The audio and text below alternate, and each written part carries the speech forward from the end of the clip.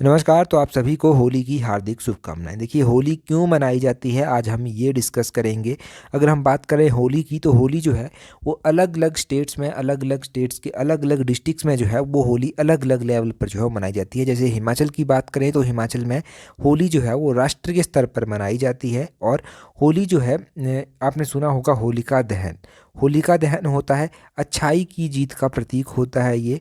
और अच्छाई की जीत हमेशा होती है ये कहा जाता है। इसी के पीछे एक कहानी है जो होली है, होली क्यों मनाई जाती है उसको हम डिस्कस करेंगे। पौराणिक कथा है एक, उसको हम जानते हैं। ये कथा जो है ये प्रहलाद और होलिका की है। इस कथा के अनुसार कहा जाता है कि सतयुग काल में जो है वो हिरण्यकश्यप नाम के एक बहुत ही क्रूर शासक हुआ करते थे। ये बहुत ही क्रूर थे, लोगों के ऊपर अत्याचार करते थे, बहुत ही घमंडी थे। इन्हें अपनी शक्तियों का बहुत ही ज़्यादा घमंड था और शक्तियों के घमंड में फिर चूर रहते थे। ये स्वयं को जो था वो ईश्वर समझने लगे थे और ईश्वर समझते भी थे।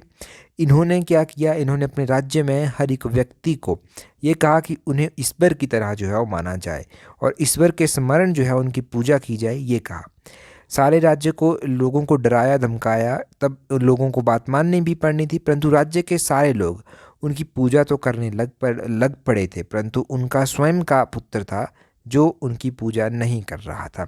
उसने पूजा करने से इनकार कर दिया। उस पुत्र का नाम था प्रहलाद। प्रहलाद उस पुत्र का नाम था। अब राजा तो क्रूर था, वो अपनी शक्तियों के घमंड में जो था वो चूर चूर हुआ था।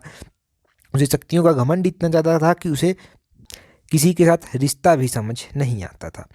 तो अपनी क्रूरता से ही उसने क्या चाहा, उसने चाहा कि वो प्रहलाद को जो है वो मरवा देगा।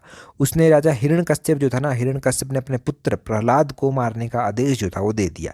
बहुत सारे प्रयत्न किए गए कि पुत्र को मार दिया जाए, बहुत सारे प्रयत्न किए गए कि पुत्र को जो है वो मार दिया जाए, परंतु सारे के सारे प्रयत्न जो था वो असफल रहे, पुत्र को नहीं मारा गया।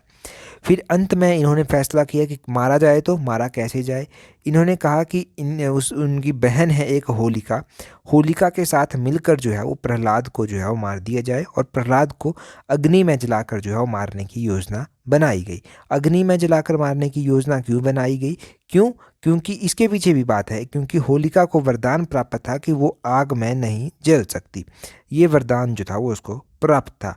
तो उसके बाद क्या हुआ कि प्रहलाद को गोद में लेकर जो था होलिका जो था वो चिता पर बैठ गई।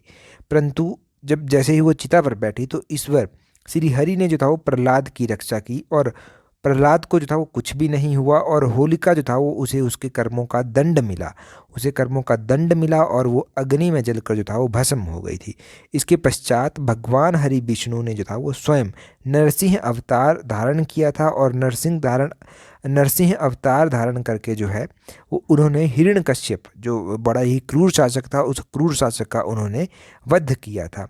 उस इनकी कहानी तो बहुत बड़ी है, परंतु एक हमने कंक्लूजन निकाला। तो उस दिन बुराई पर जो था वो अच्छाई की जीत हुई और होलिका दहन हुआ था।